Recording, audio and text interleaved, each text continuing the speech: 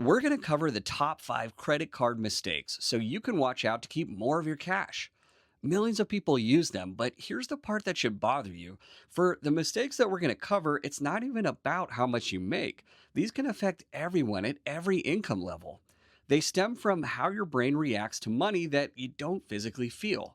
And once you see it, you won't use credit cards the same way again. First, let's look at the overall picture. People use credit cards to feel financially secure and give flexibility, but all too often they end up deeper in debt. They love the rewards, but they ignore the interest wiping them out. They avoid looking broke while quietly carrying balances month after month.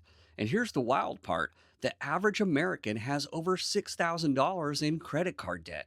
So, what's really going on here? It makes sense when we go back a bit. Cash used to hurt. You'd hand it over, you'd watch it disappear, and you'd feel that loss instantly. But credit cards changed that. Now it's just a tap, no friction, no pain. And studies show people spend 12 to 18% more using cards versus cash.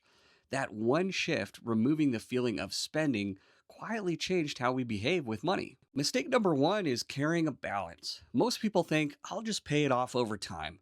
But here's where it gets interesting: credit card interest isn't just high, it compounds fast. Your friend who only pays the minimum, they're not slowly getting out, they're barely moving at all. And with average interest rates over 20%, that small balance quietly grows behind the scenes. Mistake number two is chasing rewards. Points feel like free money. Cashback feels smart. But here's the twist: they only work if you don't spend more than you normally would to get them.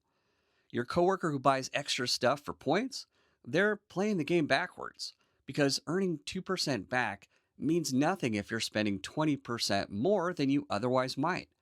It's not winning, it's just spending with a justification. Mistake number three is maxing out your card. This one's sneaky. Even if you pay it off, your credit score can still drop. Why? Because using too much of your limit signals risk to the card companies. Here's a number most people don't know: keeping utilization under 30% is key, but under 10% is even better.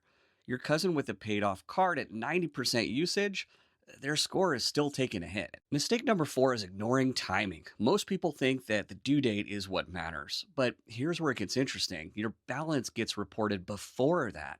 So even if you pay on time, your high balance might already be recorded.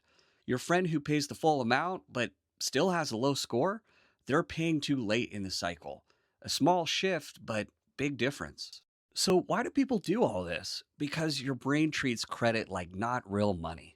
There's no pain, no urgency, no resistance. And that's not stupidity, that's how humans are wired. When spending feels invisible, control disappears with it. So the goal isn't more discipline, it's making money feel real again. Your habits aren't random, they're responses to a system designed to feel easy. That swipe, that tap, that delay, it all shapes how you behave. So if you've made these mistakes, you're not bad with money. You've just been playing a game without fully seeing the rules. But now you do. I'm curious to hear from you. Have you made any of these credit card mistakes before? Drop it in the comments. And if you want to understand how money actually affects your behavior, consider subscribing. Because once you see the psychology, you start making completely different decisions.